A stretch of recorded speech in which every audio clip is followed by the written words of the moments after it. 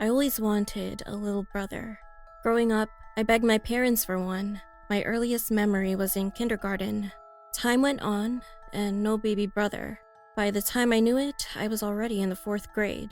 I was really jealous seeing my classmates with their younger siblings. I would have done anything for one. One night, my mom tucked me into bed and asked me what I wanted for my birthday. You already know. I want a baby brother, a little playmate. Dear, you have to be patient. Your father is waiting for his promotion. Right now we're only getting by and can't afford another mouth to feed. Fine. I fell asleep and, as usual, dreamt of a sibling. Then I woke up after feeling something on my face.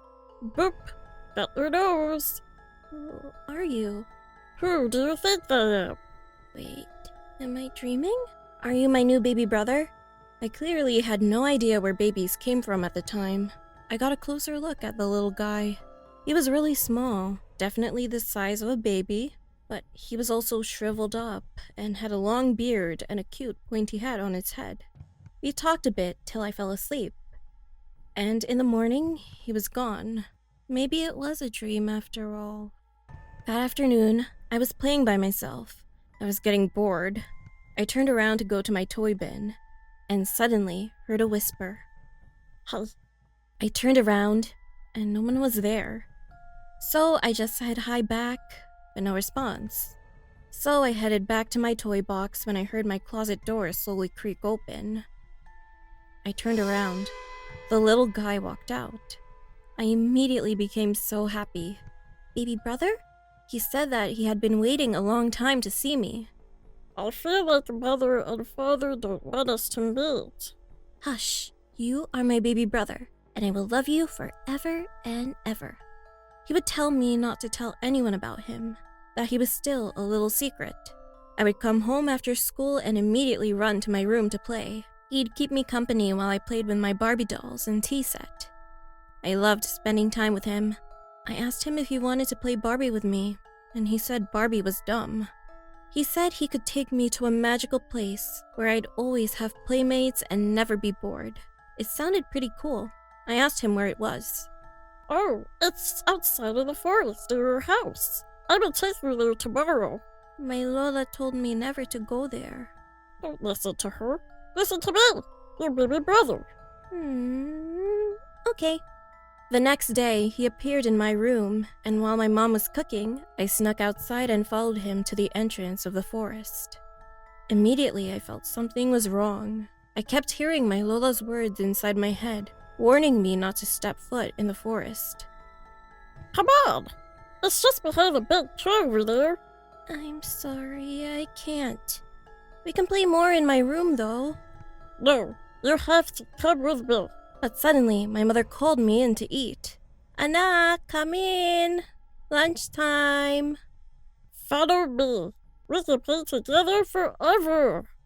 I have to go, but we can play later. No, we will not. How dare you disobey me, stupid child. That was really mean. My heart sank a little. I turned around and ran back inside the house. I ate my lunch, but then suddenly I felt queasy. I couldn't explain it. I felt nauseous and soon had a fever and aches all over. And gradually I got even more sick. My hair started shedding and I'd wake up to boils all over my body. It was painful to move. Nothing would cure my ailments until my mom urged my Lola to come visit me. She came and immediately knew what to do. A witch doctor arrived, took one good look at me, and Duwende became the topic of conversation amongst the adults. She lit up a candle and read the wax drippings in a water-filled basin.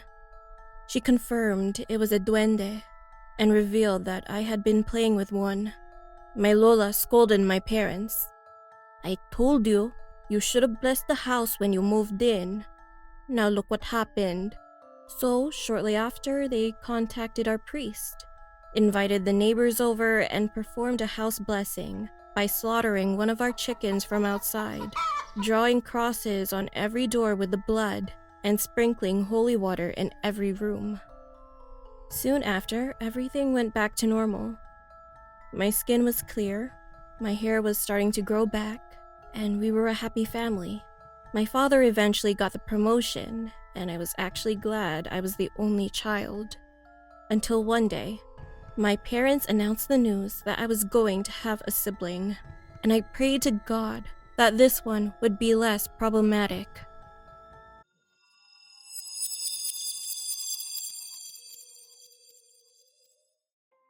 My lolo used to be friends with a duende, also known as a small dwarf or goblin from the forest in the Philippines. It was close to him, accompanying him wherever he went, especially on his walks home after work, and while he was cooking late at night in the kitchen. Occasionally, my mom would walk in the middle of the night and hear my lolo talking to someone.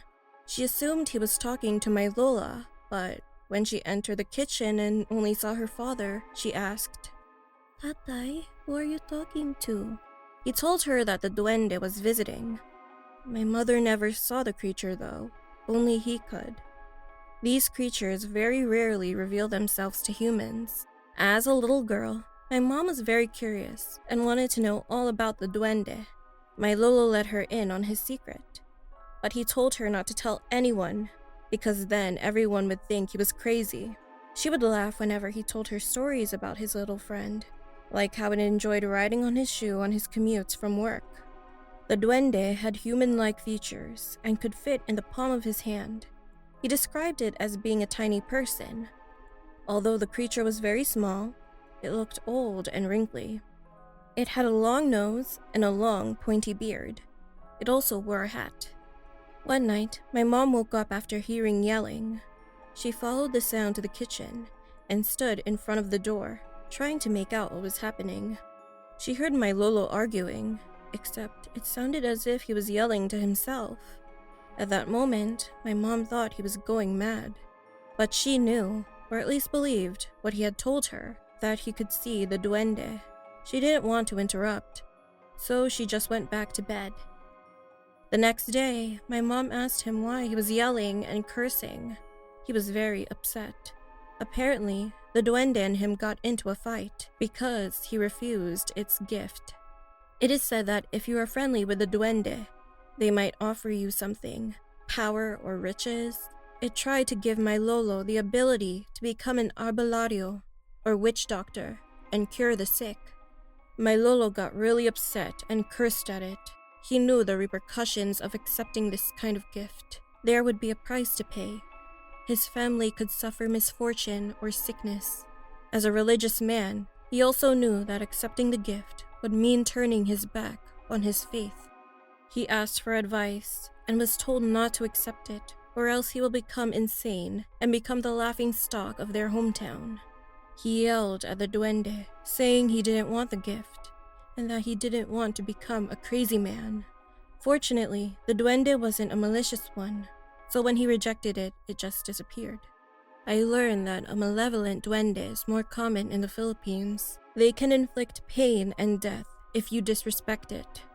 You have to say "tabi-tabi po" when walking in rural areas. It basically tells them that you come in peace and are just passing by. When entering a forest, you have to watch where you're walking so that you don't step on their home, which resembles an anthill.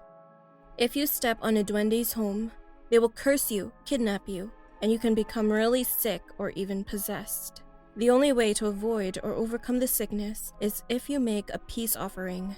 This oftentimes means bringing them food and saying "tabi-tabi po" over and over again.